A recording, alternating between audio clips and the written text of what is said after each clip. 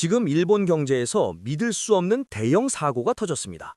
안전자산의 대명사 일본 국채가 비명을 지르고 있습니다. 단 하루 만에 국채 금리가 마의 벽 4%를 뚫어버렸습니다. 스티브 잡스가 아이폰을 만들기도 전인 17년 만에 최고치입니다. 일본 정부의 야심찬 정책이 오히려 시장을 공포로 몰아넣었습니다. 이 사태가 당신의 주식과 부동산을 어떻게 위협할지 긴급 점검합니다. 도대체 왜 세금을 깎아주겠다는 착한 정책이 일본 경제를 나락으로 보냈을까요?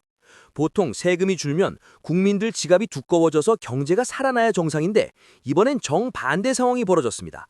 그 비밀은 바로 채권 시장의 냉혹한 원리에 숨어 있습니다.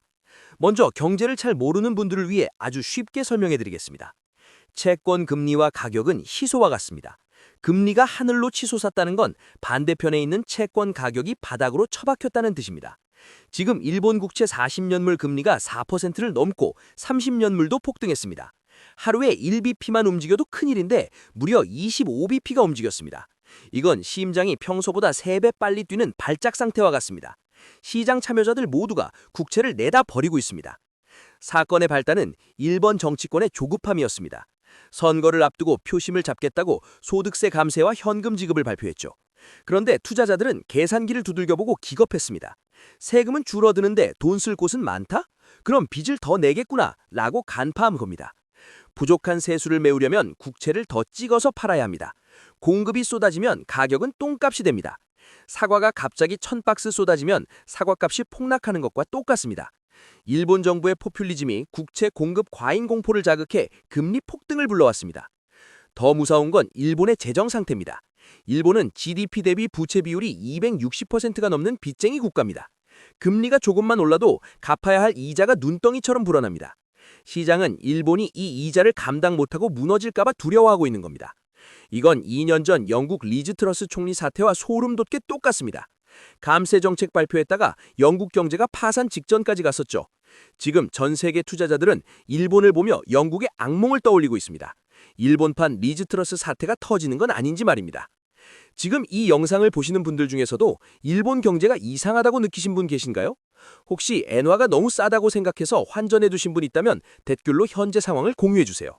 여러분의 판단이 맞았는지 틀렸는지 오늘 확실히 알게 되실 겁니다. 불길은 채권 시장을 넘어 외환 시장으로 번졌습니다. 엔화 가치가 달러당 158엔까지 추락했습니다. 금리가 오르면 돈 가치도 올라야 정상인데 일본은 반대입니다. 이걸 나쁜 금리 상승이라고 부릅니다. 국가 부도 위험 때문에 돈을 빼서 도망가는 겁니다. 엔화가 158엔을 뚫었다는 건 심리적 마지노선이 붕괴되었다는 뜻입니다. 160엔도 시간 문제입니다. 니케이 지수도 1% 넘게 급락했습니다. 엔저라고 수출기업 주가가 오를 거란 기대는 접으셔야 합니다. 원자재 가격 폭등과 이자 부담이 기업을 옥죄고 있습니다. 남의 나라 불구경할 때가 아닙니다. 이 불똥은 한국 경제에 직격탄이 됩니다. 첫째, 원화 가치 동반 하락입니다. 외국인들은 한국과 일본을 묶어서 봅니다.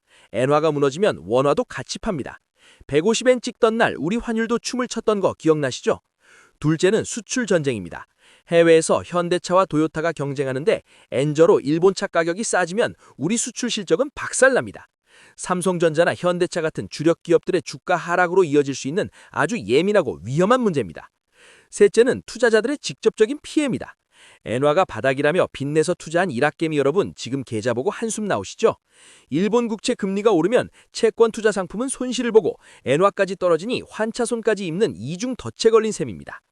일본은행 총재는 지금 진퇴양난에 빠졌습니다. 금리를 올리자니 이자 부담 때문에 나라가 망할 것 같고 돈을 계속 풀자니 엔화가 휴지 조각이 될 위기입니다.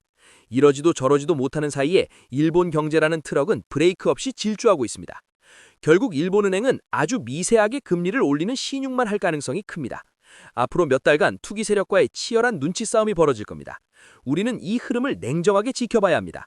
일본이라는 방파제가 무너지면 한국이라는 마을도 물바다가 됩니다. 그렇다면 우리는 어떻게 대응해야 할까요? 여행 가실 분들은 지금이 기회입니다. 160엔을 가든 150엔을 가든 역대급 저점입니다. 맛있는 거 많이 드시고 오세요. 하지만 엔테크 투자자분들은 제발 몰빵하지 마세요. 지하실 밑에 멘틀이 있을 수 있습니다. 국내 주식 투자자분들은 외국인 수급을 유심히 봐야 합니다. 엔화가 흔들리면 외국인은 한국 주식을 팔고 나갈 명분이 생깁니다. 보수적인 접근이 필요합니다. 경제는 살아있는 생물입니다. 흐름을 읽는 자만이 위기를 기회로 바꿀 수 있습니다. 오늘 내용을 요약하겠습니다.